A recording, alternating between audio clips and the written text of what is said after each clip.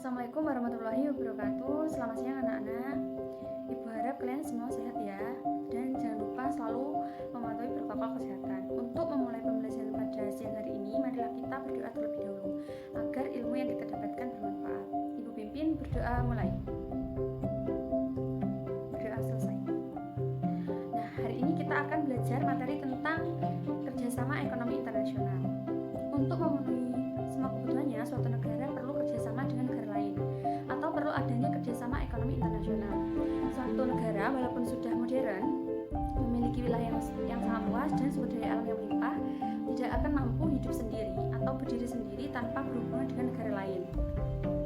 Untuk saat ini, semakin modern kebudayaan umat manusia di suatu negara, maka justru semakin tinggi pula tingkat kebergantungan terhadap negara lain. Coba kalian perhatikan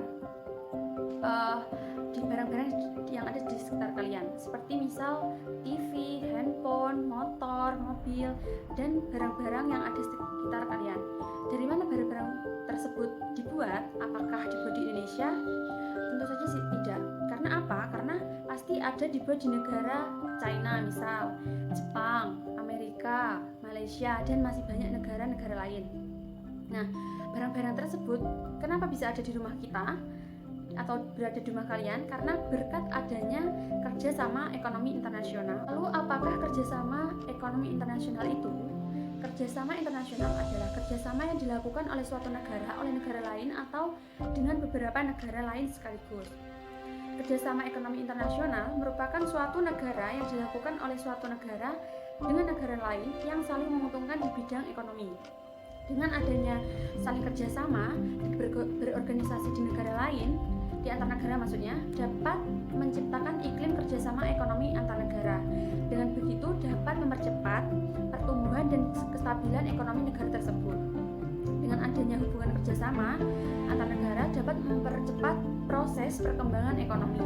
Hal ini penting bagi negara-negara yang sedang berkembang seperti negara Indonesia kita. Nah, Indonesia sendiri menggunakan politik bebas aktif. Bebas aktif yang artinya dapat menggandakan hubungan kerjasama dengan negara maupun tanpa adanya paksaan dan ikatan. Sedangkan aktif artinya turut serta sebagai keamanan dan ketertiban dunia. Kerjasama ekonomi internasional ini memiliki dampak yang sangat penting bagi kemajuan suatu negara. Selanjutnya, tujuan kerjasama ekonomi internasional. Yang pertama, memenuhi kebutuhan dalam negeri akan barang atau jasa. Lalu yang kedua, memperluas pasar hasil produksi barang dan jasa atau memajukan perdagangan dunia. Yang ketiga, mendorong peningkatan produktivitas hasil produksi. Lalu meningkatkan investasi, mendistribusikan manfaat sumber daya, membuka lapangan kerja baru, dan mengurangi ketimpangan antara negara maju dengan negara berkembang. Yang terakhir, mempercepat pembangunan ekonomi dunia. Nah, itu tadi tujuan kerjasama ekonomi internasional. Selanjutnya, manfaat kerjasama ekonomi internasional. Yang pertama, meningkatkan pendapatan negara. Kalian pernah dengar tidak apa pahlawan devisa itu? Nah, pahlawan devisa itu adalah TKI atau Tenaga Kerja Indonesia. TKI ini menjadi salah satu contoh manfaat kerjasama ekonomi antar negara. TKI ini yang bekerja di luar negeri akan mendapatkan gaji dengan mata uang di negaranya tersebut. Ketika mereka mengalihkan dana asing tersebut ke Indonesia, maka terjadilah transaksi. Nah, dengan inilah yang memberikan pemasukan pada negara.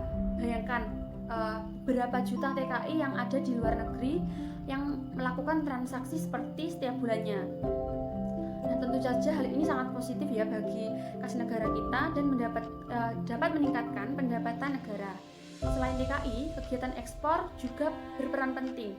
Nah, di Indonesia, negara yang kaya akan hasil buminya, menjadi negara pemasok sumber-sumber bahan baku bagi negara-negara yang memiliki keterbatasan sumber daya alam.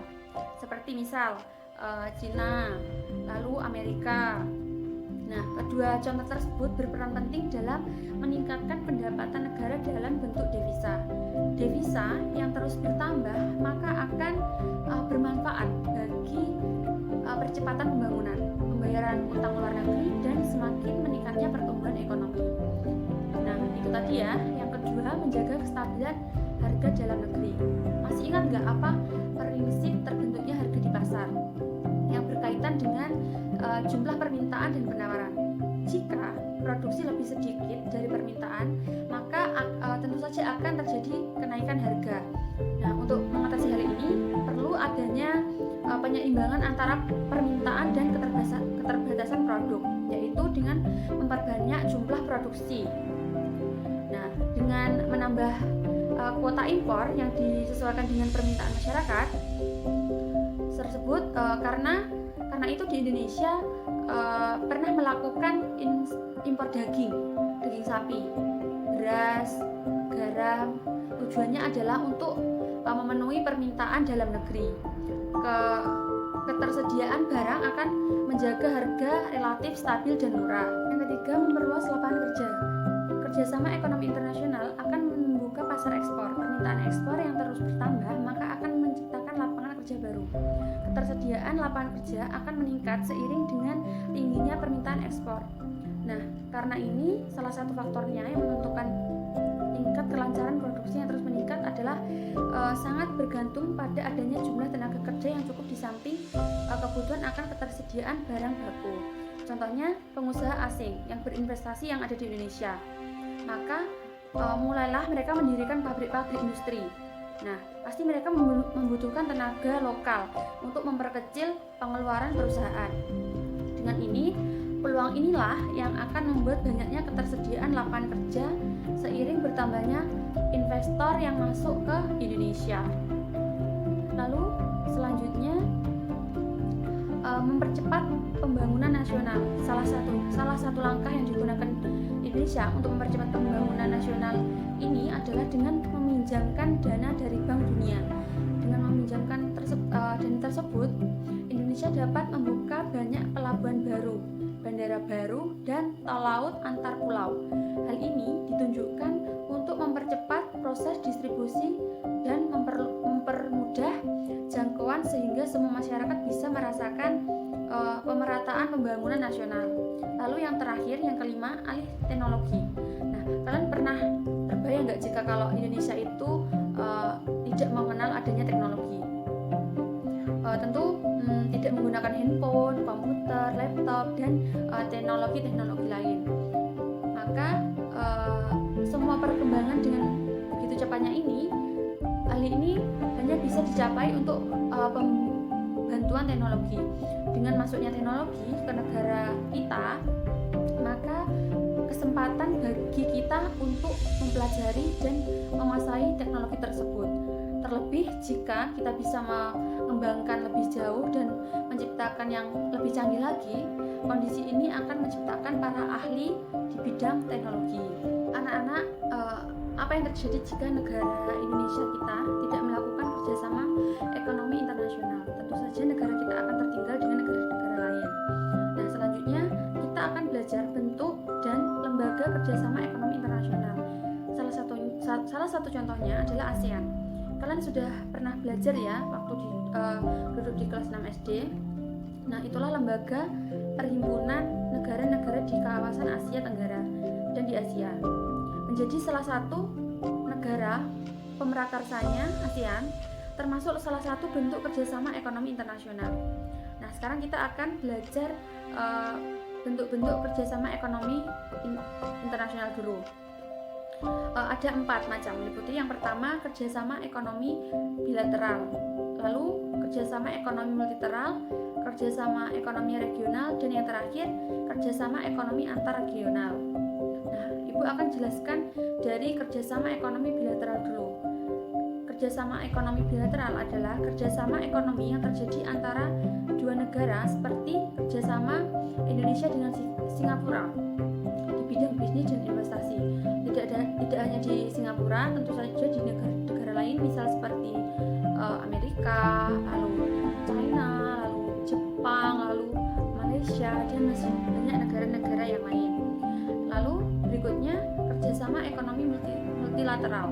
Nah, kerjasama ini bentuk kerjasama antara dua negara atau lebih dan tidak dibatasi oleh wilayah tertentu, tetapi lebih bersifat internasional. Contohnya ILO dan IMF. Apa itu ILO dan IMF? Ibu akan jelaskan di bab selanjutnya.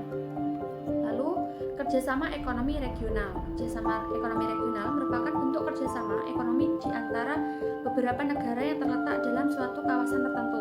Contohnya seperti tadi ASEAN, lalu AFTA dan APEC. Selanjutnya kerjasama ekonomi antar regional. Nah, pada ekonomi ini adalah bentuk kerjasama antara dua atau lebih lembaga-lembaga ekonomi regional. Contohnya seperti ASEAN maksudnya, dan Uni Eropa. Lalu kerjasama ekonomi berdasarkan tujuan dan lapangan usaha. Kerjasama ekonomi tidak terbatas pada wilayah dan hubungan internasional saja, tetapi juga kerjasama yang dibentuk atas dasar tujuan dan lapangan usaha. Beberapa contohnya adalah OECD atau Organization of Economic Cooperation and Development, dan OPEC atau Organization of the Petroleum Exporting Countries. Nah, itu tadi bentuk-bentuk kerjasama ekonomi internasional. Lalu Ibu akan menjelaskan lembaga-lembaga ekonomi internasional. Yang pertama, ASEAN merupakan lembaga kerjasama regional negara-negara Asia Tenggara di bidang seperti ekonomi, sosial, budaya, dan politik, yang didirikan pada tanggal 8 Agustus 1967 di Bangkok, Thailand. ASEAN terdiri dari 10 negara, yaitu Indonesia, Thailand, Filipina, Malaysia, Singapura, Vietnam, Kamboja, Laos, Myanmar, dan Brunei Darussalam. Lalu yang kedua, AFTA atau ASEAN Free Trade Area. AFTA adalah kesepakatan perdagangan bebas antara negara-negara yang bergabung di dalam ASEAN. Tujuan berdirinya AFTA adalah meningkatkan pertumbuhan ekonomi yang merata dan berkesinambungan. Lalu yang kedua, meningkatkan ekspor dan impor. Yang terakhir, meningkatkan investasi bagi negara ASEAN. Lalu yang ketiga, IMF atau International Monetary Fund. IMF atau Dana Moneter Internasional adalah lembaga keuangan internasional yang didirikan untuk menciptakan stabilitas sistem keuangan internasional. IMF sendiri didirikan tanggal 27 Desember 1945. Markas besar IMF berada di Washington.